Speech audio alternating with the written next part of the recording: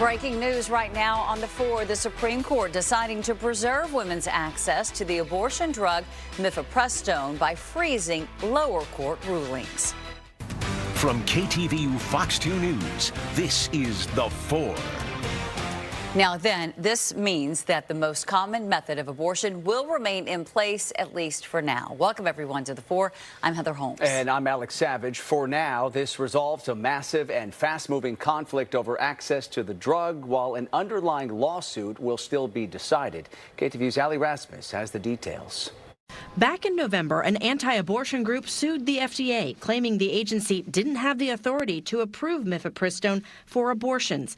Earlier this month, a federal judge in Texas agreed with them. He ruled that mifepristone should be banned for abortion use nationwide within a week. That ruling was immediately appealed. The Fifth Circuit Court walked part of it back and said the drug can remain available, but with more restrictions than before. It could only be used up to, I think it was 7 weeks of pregnancy, that you have to have visits with a doctor, you have to pick the prescription up yourself, no mail-in prescription, etc. The boxes in which mifepristone is sold don't include labeling that conforms to those rules. It has labeling that conforms to the rules as of a few weeks ago, before the district judge's order. That means even if mifepristone is still allowed under the appeals court ruling, some pharmacies could still end up pulling it off the shelves. With access to the medication in jeopardy, the company that makes the drug, along with the Biden administration, asked the Supreme Court to weigh in. Mifepristone would not be banned outright for now, but would have more restrictions than it does currently. Ahead of all this, the state of California stockpiled about 250,000 doses of a similar and sometimes concurrently used abortion medication, with the goal of maintaining medical access to abortion for women in our state. And that was our Ali Rasmus reporting. For more reaction now to this breaking news happening just a few minutes ago in the Supreme Court's decision, let's bring in Grace Howard, a Justice Studies professor at San Jose State. Grace, we've been talking with you over the course of some of this legal wrangling. The abortion pill will now remain available. What do you make of today's ruling?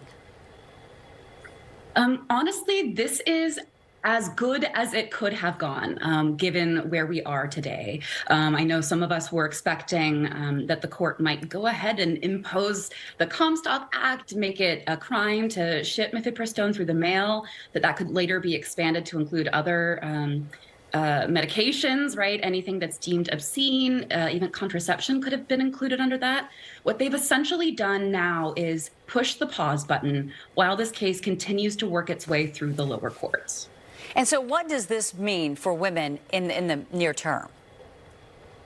It means that for now, you can still legally, in most states, use mifepristone, right, as step 1 in terminating a pregnancy, right? That the Texas ruling was supposed to go into effect tonight at midnight. That would have made it a lot more difficult to access this medication. But now we push the pause button on that. So, right, if this is something that you care about, we do have a little bit more time. But we'll see what happens next, right? Obviously, we're just getting reaction to this ruling. As I mentioned, it happened just a short time ago. But the fact that you have at least 2 conservative justices going on the record in agreeing that this is the course of action needed, what do you make of that? It's shocking, I guess, but not surprising, ultimately.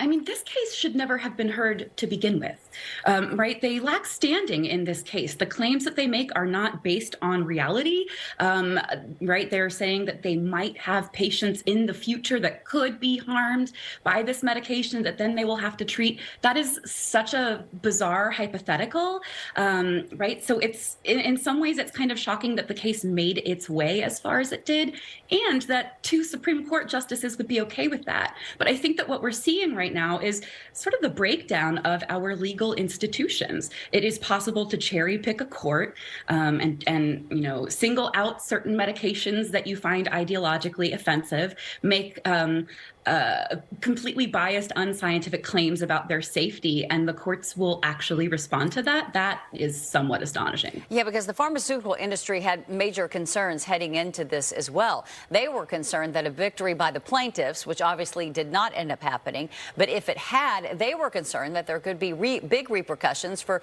U.S. healthcare by putting other drugs at risk and really undermining the FDA's authority.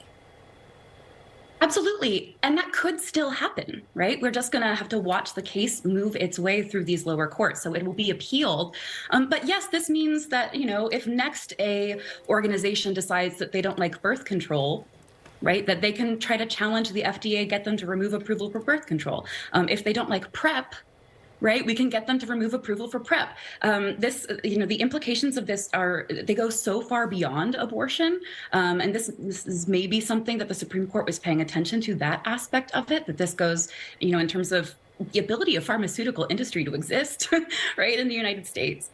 Yeah, as well as the Food and Drug Administration. Grace Howard, really appreciate your reaction to, again, this breaking news on today's Supreme Court ruling on the abortion pill. Thank you so much.